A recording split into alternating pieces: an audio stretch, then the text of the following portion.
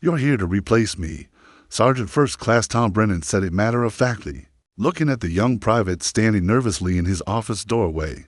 Private Jake Morrison nodded. He'd heard about Brennan, the legendary infantry squad leader, 3 deployments, to Purple Hearts, a Silver Star, and 6 months ago, an IED that took his left leg below the knee. Now Brennan was being medically retired, and Morrison was being assigned to his old squad. The boots he had to fill were impossibly large, especially since one of them was prosthetic. "I'll do my best, Sergeant," Morrison stammered. Brennan studied him, saw the nervousness, the hero worship, the assumption that he was about to get some profound tactical wisdom from a war hero. "Sit down, Private. I'm going to teach you how to keep your squad alive, and I'm not going to teach you what you think I am." Over the next 3 weeks, Brennan would teach Morrison that the most important skills for keeping soldiers alive had nothing to do with marksmanship or tactics.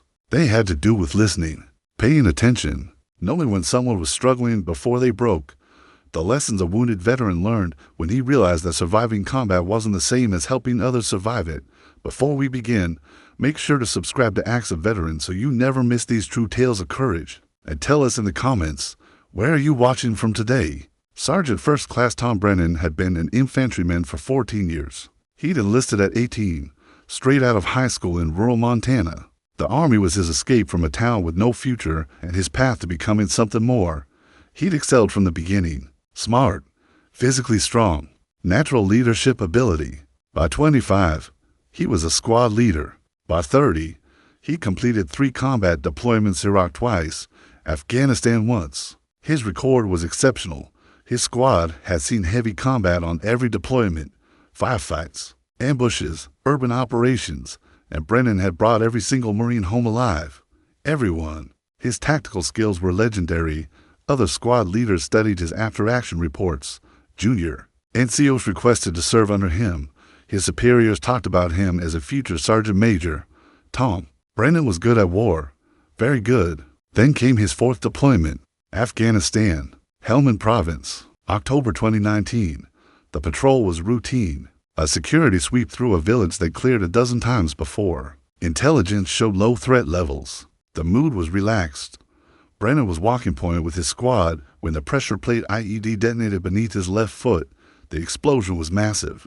It threw him backward, shredded his lower leg, and knocked him unconscious for several seconds. When he came to, the pain was unimaginable. His leg, what was left of it, was destroyed. Bone tissue.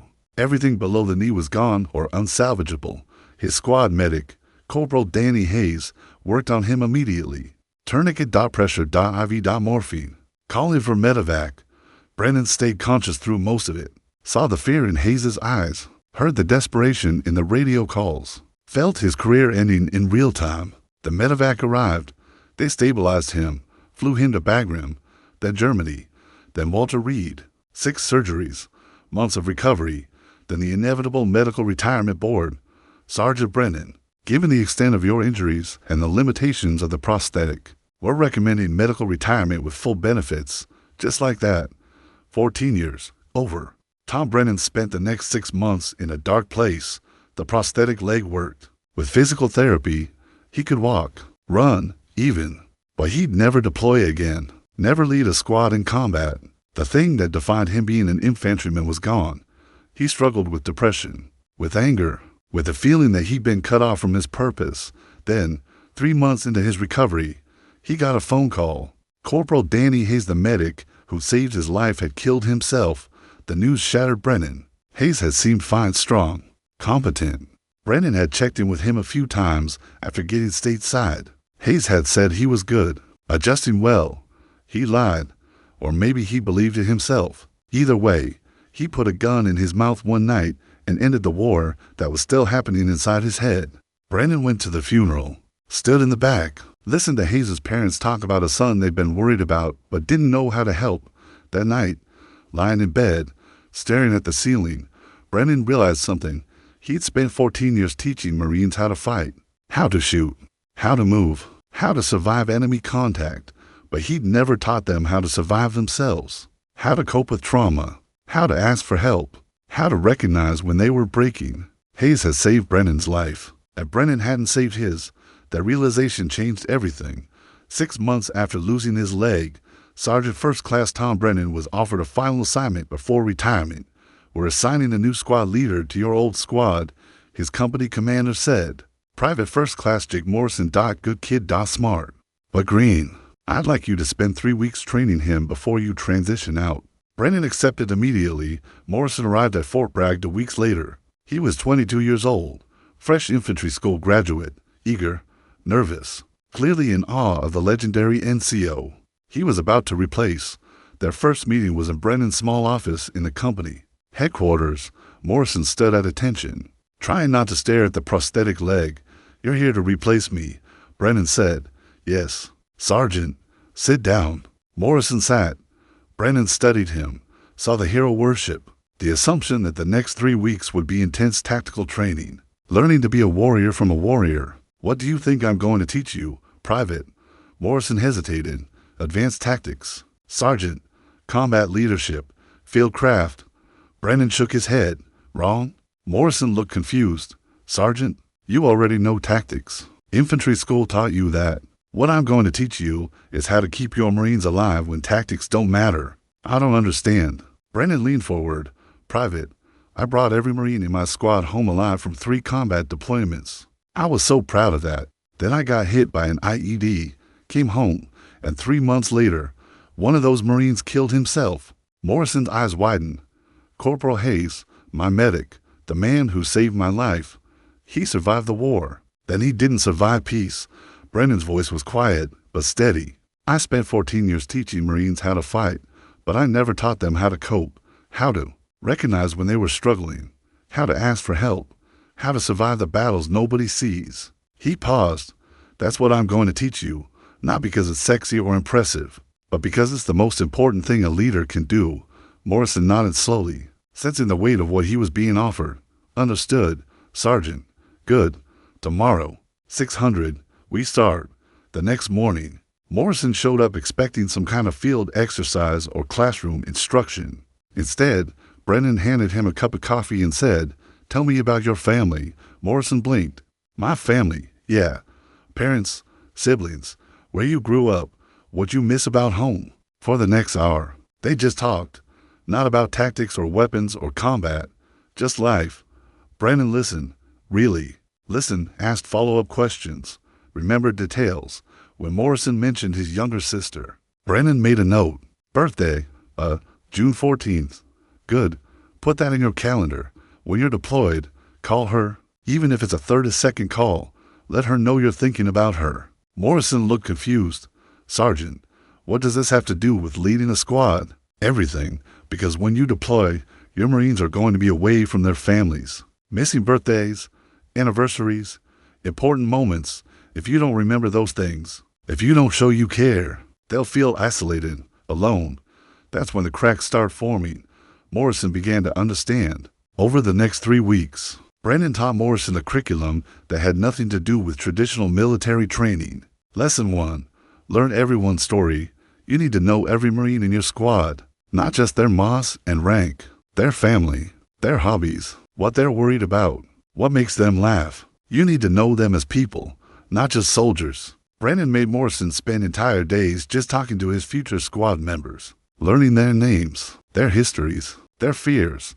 Lesson 2. Pay attention to the small changes. Watch how people carry themselves, how they wear their gear. If a Marine, who's usually squared away, starts showing up with a dirty uniform or sloppy gear, that's a warning sign.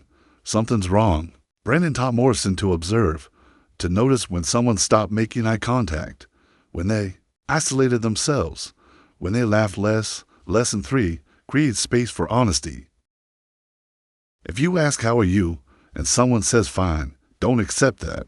Ask again. Wait for the real answer. Make it clear that it's okay to not be okay. Brennan role-played difficult conversations with Morrison, showed him how to ask questions that opened doors instead of shutting them. Lesson 4. Know the resources. You're not a therapist. You're not expected to fix mental health problems, but you need to know where to send people for help. The chaplain, mental health services, the hotlines. That you need to make it clear that using those resources isn't weakness. Brennan walked Morrison through every support system available, made him memorize phone numbers, practice referrals. Lesson 5. Lead by example. If you pretend you're invincible, your Marines will too. Be honest about your struggles. Show them that asking for help is strength, not weakness. This was the hardest lesson for Brennan to teach, because it meant being vulnerable. One afternoon, he told Morrison about his own depression after losing his leg, the darkness he'd felt, the therapy that had helped, the ongoing work of accepting his new reality. Morrison listened, seeing his legendary sergeant in a completely different light. On the final day of training, Brennan took Morrison to the barracks where the squad was housed. They sat in the common area. The Marines gradually filtered in. Some were wary of the new guy. Some were friendly. All of them respected Brennan enough to give Morrison a chance. Brennan addressed them. "This is Private First Class Jake Morrison. He's going to be your new squad leader after I leave." The room was quiet. These Marines had followed Brennan through hell. Replacing him was impossible. "I know Morrison has big boots to fill," Brennan continued, "but I want you to know something. I taught him everything I wish I'd known when I started leading you." He paused. "I taught you how to fight, how to survive combat, and I'm proud that I brought all of you home alive from 3 deployments. His voice softened. "But I didn't teach you how to survive what comes after, and we lost Corporal Hayes because I failed at that." Several Marines looked down. Hayes' death had hit the squad hard. "Morrison knows things I didn't. He's going to check on you, ask questions that might feel uncomfortable, make you talk about things you don't want to talk about, and I need you to let him, because the war doesn't end when you come home. It just changes shape." Brennan stood. "Take care of each other. Let Morrison take care of you, and if any of you are struggling, say something, please." One of the Marines, Sergeant Alex Cruz, stood up. "Sergeant Brennan, we're going to miss you." Brennan nodded, his throat tight. "I'm going to miss you too, but I'm not worried. You're in good hands." 3 months later, Morrison's squad deployed to Syria, routine peacekeeping operations, low-threat environment, but still stressful, still isolating. Morrison did exactly what Brennan had taught him. He learned everyone's story, remembered birthdays, and called home on behalf of Marines who were too shy to ask. Noticed when Lance Corporal Emma Torres started losing weight and pulled her aside for a conversation that revealed she'd been skipping meals due to stress, connected her with the chaplain, checked on her daily until she stabilized. He noticed when Corporal Luis Hernandez stopped joking around, asked him what was wrong, waited through the "I'm fine" affliction, asked again. Finally learned that Hernandez's wife back home was struggling with their newborn and Hernandez felt helpless. Morrison arranged extra phone time and helped Hernandez record video messages for his family. He created a culture where it was okay to not be okay, where asking for help wasn't seen as weakness. 6 months into the deployment, Sergeant Cruz pulled Morrison aside. "Sir, I need to tell you something." Morrison waited. "I've been having thoughts, dark thoughts, about hurting myself." Morrison's heart pounded, but he stayed calm, just like Brennan had taught him. "Okay, thank you for telling me. Let's get you help right now." He walked Cruz to the mental health officer, stayed with him through the initial evaluation, made sure he was connected to ongoing support. 2 weeks later, Cruz thanked him. "You saved my life, sir. You saved your own life by speaking up. I just made sure you knew it was safe to do that." When Morrison's squad returned from deployment, every Marine came home alive, not just physically, but mentally too, because Morrison had done something Brennan had taught him. He paid attention. He listened. He created space for honesty. Morrison wrote a letter to Brennan, who was now fully retired and living in Montana. "Sergeant Brennan, you taught me something infantry school never could, that the most important weapon a leader has isn't a rifle or tactics. It's attention, caring, being present. I brought my squad home, all of them, and not just their bodies, their minds too. Thank you for teaching me what really matters. PFC Jake Morrison." Brennan read the letter in his small cabin, surrounded by mountains, his prosthetic leg resting against the chair. He'd lost a leg, lost his career, lost the thing that had defined him for 14 years. But in teaching Morrison, he'd found a new purpose, a way to keep serving even after he could no longer carry a rifle. The lessons he'd learned of late were now saving lives, and that mattered more than any combat operation he'd ever led, because the hardest battles aren't fought with bullets. They're fought in silence, in the minds of soldiers trying to survive what they've seen and done. And the greatest victory a leader can achieve isn't winning a firefight. It's noticing when a Marine is struggling and helping them survive themselves. Moral: the most important battles happen in silence. True leadership isn't about tactics or combat, it's about paying attention, listening deeply, and creating space where it's safe to struggle. The greatest way to save lives isn't on the battlefield. It's in the quiet moments when someone needs to be seen. If this story moved you, don't forget to show your support. Subscribe to Acts of Veterans for more true tales of courage, sacrifice, and honor. Stories that remind us of the quiet strength carried by those who serve. Tell us in the comments, where are you watching from? We love seeing how far these stories reach. Until next time, stay safe, stay strong, and never forget the heroes among us.